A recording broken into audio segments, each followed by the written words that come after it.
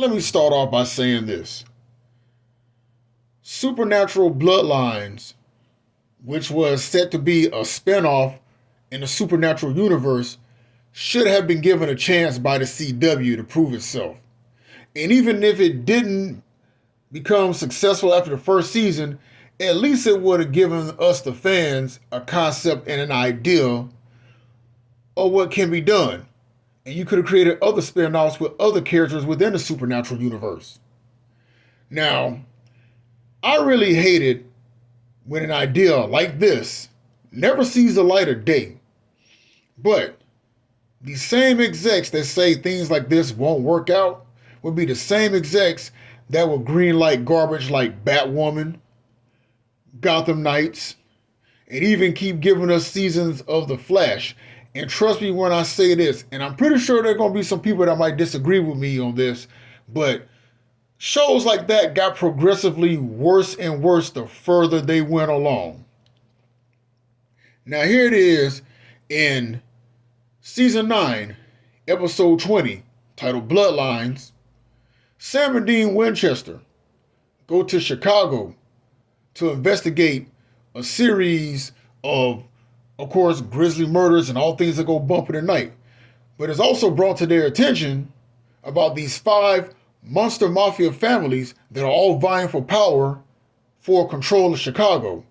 Oh, and by the way, all 5 of these monsters control Chicago's underbelly. They even have cops on their payroll.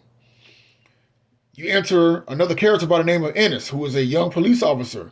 And within the first 5 to 10 seconds of this episode, his fiance gets caught in the crossfire. She gets killed. And also in this episode, he's also looking for his dad. He doesn't know where his dad is. Now, throughout this episode, Sam and Dean, they tell Ennis, look, this hunter lifestyle isn't what you think it is. Trust us. It's not easy on us at all. And of course, at the end of this episode, his dad calls and tells him he needs to back off and stop what he's doing before he gets in too deep. And episode just cuts off, ending on a cliffhanger. Now, there were 2 reasons as to why this series, the spinoff, never saw the light of day.